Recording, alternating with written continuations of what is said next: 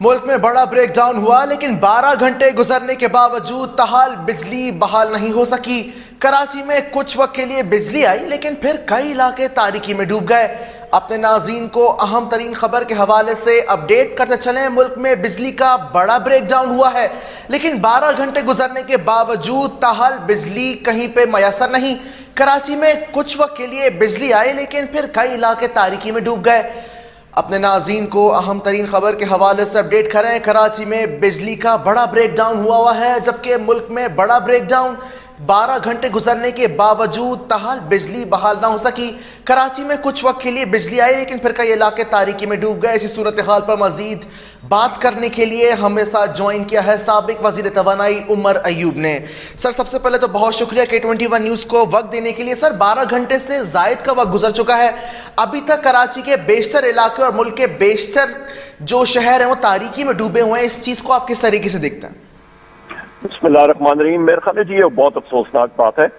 ये total mismanagement है। आपको याद होगा 2021 में 10 जनवरी को ब्रेकडाउन हुआ था, फॉल्ट आया था ह्यूमन एरर की वजह से, और बाद में इन्वेस्टिगेशन में भी ये साबित हुआ था कि कई इंजीनियर से गलती हुई थी और उनको डिमोट भी किया गया था। पर वहाँ पे मौके पे मैं खुद पहुंचा था कंट्रोल रूम में, और हमने 4 घंटों के अंदर अंदर मेजर शहरों में बिजली का निज़ाम बहाल करा दिया था और 8 घंटों में पूरे मुल्क में बिजली का सिलसिला हमने बहाल करा दिया था।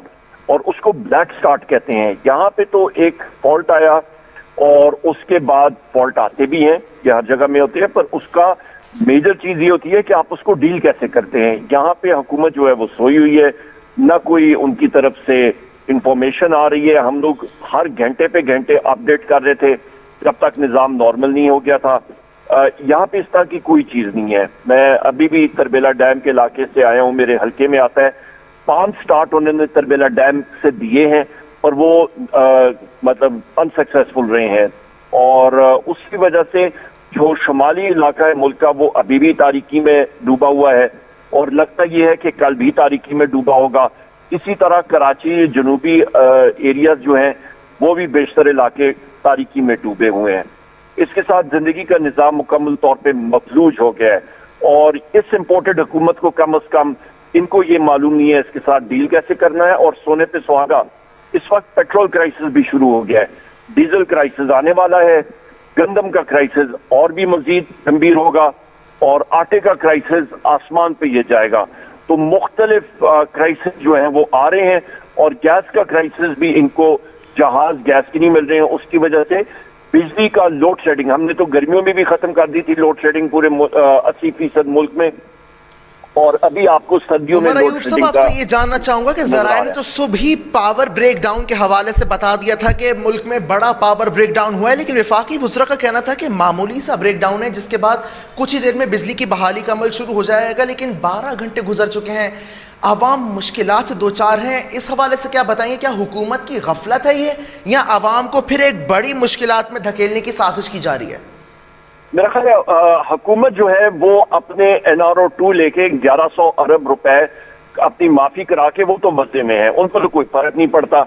उनके एहसास से सब चीजें मुल्क से बाहर हैं। किसी को या प्रॉब्लम या मुसीबत है वो आपको और मुझे है, और हम लोग जो इस मुल्क में रह रहे हैं दिन रात, और उनको हम सारों को बहुत बड़ी तकलीफ है। जो है ट्यूबवेल चल नहीं रहे, पानी का निज़ाम जो है वो बंद है, मसाजिद में बिजली नहीं है। अभी मैं उधर ही बैठा हुआ था, जनरेटर पे लोग गुजारा कर रहे हैं, और वो पेट्रोल भी अभी नहीं मिल रहा था, ये भी अभी मुसीबत थी। तो ये वो और हुकूमत तो बिल्कुल नाम की कोई चीज ही नहीं है, ये तो बेहिस है, ये तो चोर बाजारी उन्होंने करके भाग जाना है, इनका यहाँ पे क्या है। और गैस की जितनी बड़ी क्राइसिस अभी आ रही है आप सोच नहीं सकते हैं, और उसके साथ बिजली की भी। और ये मेरी बात आज का ये रिकॉर्ड आप कर लें, इस गर्मियों में तकरीबन आपको देही इलाकों में 16 से 18 घंटे लोड शेडिंग हो रही होगी, और शहरों में 10 से 12 घंटे लोड शेडिंग कहीं नहीं गई।